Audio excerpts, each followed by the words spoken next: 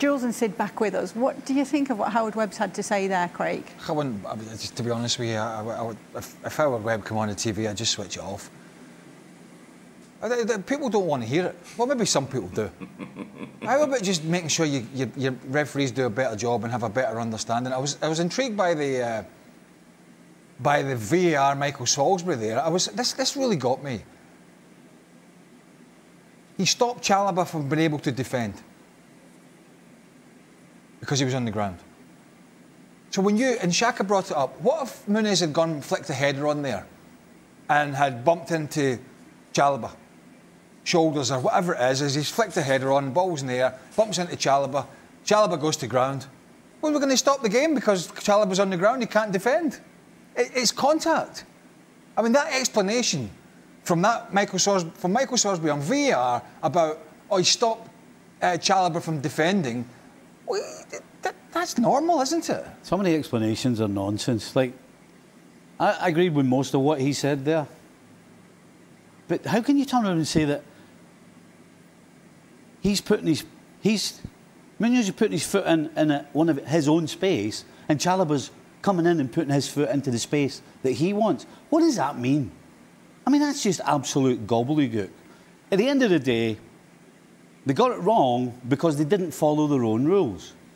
You know, the challenge that the foul was given for is completely subjective. You can go both ways. I've gone both ways on it. And VAR is not about... One second. Hold on a second. VAR is not about going back to subjective contact or free kicks. It's about clear and obvious. That's their rules. And so there shouldn't have been any of that, because the rules that Webb has given the guidelines of, if it's clear and it's obvious, then we go back to it. If it's not, if it's subjective, basically, then you leave it alone. So basically, they haven't gone... the goal should have stood. But it's not subjective. But I have no problem if it's a foul. Well, it is, because some people are saying it's a foul and some people are saying it's not. The head of referees has admitted it's not a foul. Oh, because he's never got anything wrong before. Regardless, it's a subjective challenge. So completely subjective. And that goes against the rules that they give to the referees in VAR. So at the end of the day, whether you think it's a foul or whether it's not a foul, they shouldn't have gone near it because it's subjective. Sid, you're in Spain. What do you make of all this in terms of what you see out there? Well, first of all, I'm glad. I mean, taking it from a Spanish point of view, I'm glad that it hasn't turned into a conspiracy, which is the way that all the refereeing decisions end up here. It's always a conspiracy. It's never just a mistake. I'm going to give you my personal view on this, and I should clarify here how I come to this, which is that I didn't see this live. I was sent this by our producer before today's show to have a look at this so that I could form an opinion to be able to discuss this with you. And I was sent the VAR discussion first, and then the Howard Webb response afterwards. And I must admit, listening to the VAR discussion, listening to two people who are clearly qualified referees and have watched the action, I listened to that and thought, well, that all sounds quite reasonable to me. Whether I agree or not, it all sounds quite reasonable. I understand the explanation. I understand the fact that they're saying, well, yeah, he's trodden his foot, then that's prevented him from being able to play a part in the move and defend, and therefore it's ruled out. And I just thought, well, that doesn't seem like a particularly big deal to me. Whether I agree or not, it seems quite reasonable. So to then get their boss effectively come on and be so determined that this was wrong was the part that struck me. Not necessarily that I agree or disagree with Howard Webb, but that he was so determined that two referees who are qualified to make a decision, who discussed the decision and agreed with each other, are fundamentally wrong, no debate.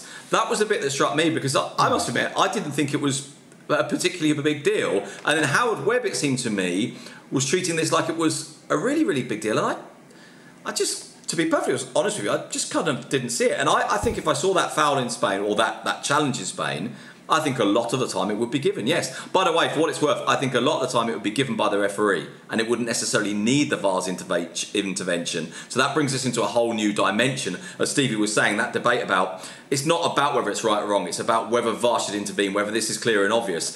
One little caveat I would introduce here, which is what the problem with clear and obvious is, that what is clear and obvious isn't clear and obvious. We don't even agree on what's clear, so it's quite hard to kind of properly come to a conclusion on when it should intervene or not. Unless unless you're rolling the ball with one foot and you're kung fu kicking somebody with the other foot, I just don't see in a natural movement how that can be a foul. I just don't see it. And sorry, Jules, for butting in before you give your thoughts on this.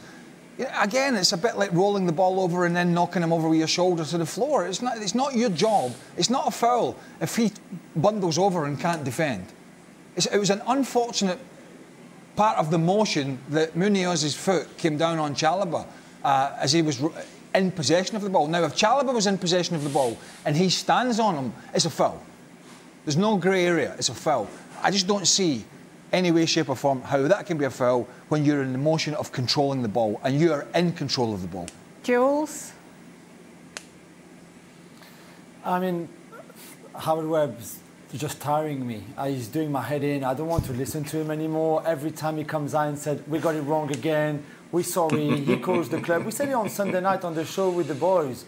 He calls the club, said, really sorry. I mean, Fulham would have been 1-0 up. They were the better team by then. For all we know, they win that derby, and it's a very different story. And yet, every time you apologise, and you know what? Howard Webb is the boss of those referees. He's their coach. Every start of the season, regularly during the season, he says, these are the rules, follow those rules. He just said it in that thing with Michael Owen. We had those rules. They got it wrong because they didn't follow those rules. So he's on him as much as the incompetency of Rob Jones, Salisbury, all the guys. I mean, last season was so bad in terms of refereeing, not just for us in the Premier League, but everywhere. We've seen it in Spain, in France, in Italy, everywhere you want. But at least they don't have the boss of the referees going on television to just say, yeah, we are bad, aren't we? We're sorry, we're so bad. Let me show you how bad we are. I'm even doing a TV show to show you how bad my referees are. And by the way, I'm their boss. But it's okay. Nobody's blaming me. I think he should take so much responsibility for how bad his referees have been for the last 18 months. At least in Spain, we just switched the VAR off at Vallecano for 30 or 40 minutes. Do you know what I mean? It's nothing to see here. Just to pick up on what Jules is saying there. Go on. Sorry, just briefly to pick up on what Jules is saying. I think that for me is the most striking part of this. And as I say, it's worth pointing out that I come to this late. I didn't see this live, and I see it in this order. So I see the VAR discussion, which, as I say, whether I agree or not, feels relatively reasonable to me in terms of discussion. But to then have their boss on TV. So if we're talking about poor refereeing, and we're talking about the various factors that condition referees and that don't induce them to referee well, surely one of the things that doesn't help referees, and certainly doesn't help their confidence and doesn't help their determination to take a decision and believe that they're right and to do it well, is having their boss, as Jules says, on the television, having a go at them. He's their boss. He has to decide, is he their boss or is he a pundit? Because in my view, I don't see how he can be both things. No, they all want TV, Tim. Just quickly, Jules, does Michael, because I don't watch this guff, does Michael Owen push Howard Webb? I mean, really push him at any point? No. No. See, that's the point. That's another thing. They go on Premier League productions. I used to work for them, and they send Michael Owen in to interview him. Michael Owen. I mean, seriously, they need somebody to go. And I agree totally. He should just keep his head down. Don't be on TV and make sure his referees are making better decisions. But once you get him on, unless this is a sort of Premier League thing with the officials and you don't want to upset them, if that's the case, what the hell's the point? What's the point? But once you get him on, you've got to grill him. You've got to make it tough for him. Because if you're just making it easy for him, it's an easy day out for him, isn't it? Probably pocket a little check. They're not going to do it. They're not going to do that. They're not going to. They're not going to do that as much as Howard Webb isn't going to stand on TV and say, by the way, at the end of the day, I take responsibility. I'm the one that trained them, and I clearly haven't trained them correctly. Now, if he'd said that, then he might get some respect from it. But instead, but if I'm Joe says, he's thrown them under the bus. I've got my opportunity. He's coming on to explain it, and he's having it. Right, we're nuts and bolts. We're stripping it all down, and we're going for it. And he's going to damn well explain all these things. And do you know what? If he doesn't want to come back on in a month's time or a week's time or whenever it is because he didn't like the questions, so be it. Everybody will survive. Everybody will survive. But if you get him on, make sure you're absolutely driving him into the ground for answers. because it ain't good enough. And I know it's not just England. We see it every week in Spain. There's controversy as well, and I'm sure it happens all over the place.